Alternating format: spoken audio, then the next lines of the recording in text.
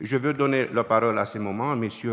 Gheorghe Pătrașcu, architecte-chef de Bucarest, qui représente ici le maire de Bucarest et qui est connu parmi nous, les urbanistes, comme promoteur extraordinaire de collaboration entre les juristes et l'urbaniste en élaboration et l'application des droits de l'urbanisme. Je vous en prie de prendre la parole, monsieur l'architecte-chef. Je n'étais pas prévenu que la langue officielle c'est le français, mais je vais essayer de repenser en français mes mots que j'ai à vous dire. Hein.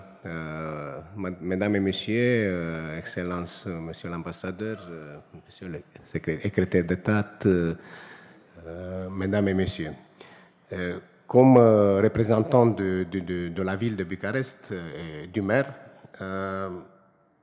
je salue cette initiative d'organiser cette colloque avec ce sujet, la régénération urbaine, qui est un sujet vraiment d'une actualité pour Bucarest et pour toute la Roumanie.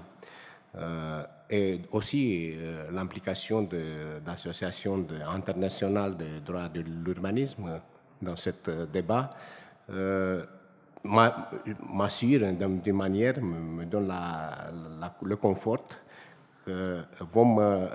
de cette colloque, vont quitter cette colloque plus compétents. Et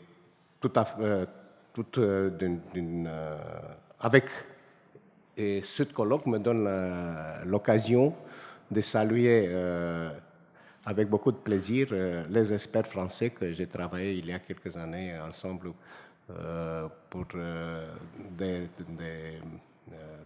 le code, par exemple, et pour d'autres travaux. Si on parle de la législation roumaine dans ce domaine de la développement urbain, elle a été pratiquement écrite après les années 90. Mais avec cette occasion, on a abandonné une partie de cette législation qui a été correcte. Et la manière d'aborder la législation après la chute de Ceausescu a été défectueuse. Il faut le reconnaître parce que la relation entre l'urbanisme et la propriété a été négligée d'une manière qui maintenant donne beaucoup de problèmes. Aussi, la liaison du droit de l'urbanisme avec l'autre domaine associé comme l'environnement, l'administration, les finances, le cadastre, la formation professionnelle ont été négligés. Alors, ça a conduit aujourd'hui de remplacer une manière de faire l'urbanisme en romain systématisé, alors d'une manière brutale, avec un développement qui est souvent pas contrôlé et sans vision. Une caractéristique importante du développement urbain après les années 90 et qui a été accentuée par le boom immobilier des années 2004-2008 et après la crise économique, est celle qu'on a perdu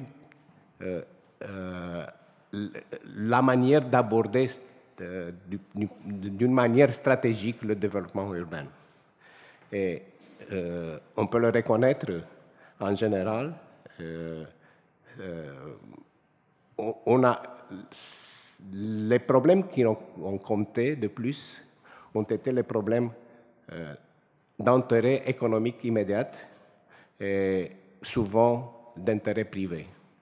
Et cet intérêt privé souvent a eu priorité devant l'intérêt public et on a appliqué une sorte de libéralisme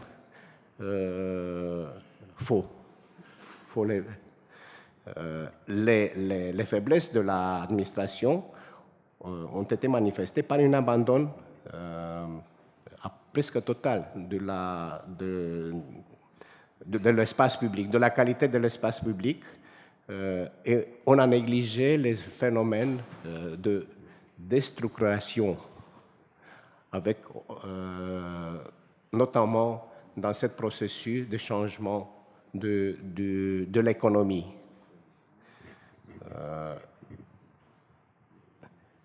Dans ce contexte, la régénération urbaine, c'est une nécessité, mais de l'aborder du niveau de microzonage jusqu'à l'échelle de la ville, et visant tous les aspects, alors le physique du cadre construit, le développement économique et le milieu social. Dans les dernières années, si on parle de Bucarest, on a réussi de faire quelques pas. Dans ce sens, on a fait une esquisse de stratégie de développement territorial au niveau de l'année 2035. On a commencé un processus de révision du plan d'urbanisme général et on a approuvé dans le Conseil général un plan intégré de développement urbain de la zone centrale de Bucarest. Par l'expérience qu'on a accumulée, on peut tirer déjà une conclusion. La conclusion que je l'affirme avec fermeté, pour atteindre l'objectif qu'on a proposé pour 2035, il a besoin de volonté politique. Volonté politique au niveau du gouvernement et au niveau des autorités locales. Dans ce cadre législatif actuel, aborder une restructuration urbaine de cette taille est très difficile. Il paraît obligatoire d'avoir une loi de développement urbain, soit d'amender de manière catégorique et essentielle la législation actuelle. Dans le même sens de cette nécessité de volonté politique, il faut avoir des moyens financiers, des moyens humains. Je crois que l'effort de concentrer dans ces salles une expertise assez importante sera inutile si on ne va pas réussir à la fin de cette colloque de transmettre un message très fort. À mon avis, peut-être un avertissement vers la classe politique et vers les gens impliqués dans ce domaine, parce que l'opportunité de la restructuration urbaine, c'est plus qu'une nécessité. C'est obligatoire, à mon avis, dans ce moment en Roumanie.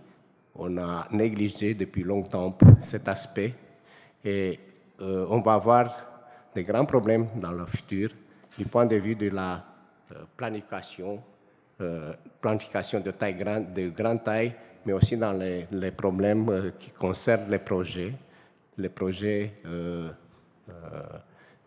concrets. C'est mon message. Je suis très content que je participe à cette réunion et je crois qu'on va réussir de marquer un moment, c'est celui-ci que M. Doussou l'a dit, d'avoir de mettre les bases d'un effort commun de tous les spécialistes impliqués dans ce développement et je vous désire succès dans votre travail.